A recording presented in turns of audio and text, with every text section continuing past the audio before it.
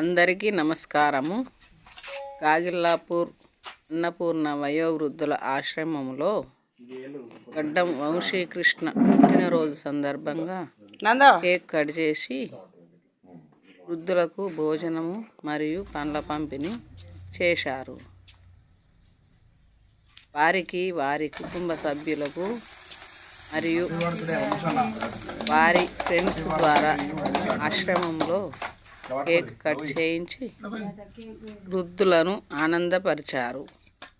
వారికి, వారి కుటుంబ సభ్యులకు మరియు వారి ఫ్రెండ్స్కు అష్టైశ్వర్యాలు, ఆయురారోగ్యాలు కలగాలని వృద్ధులు మనస్ఫూర్తిగా దీవించారు.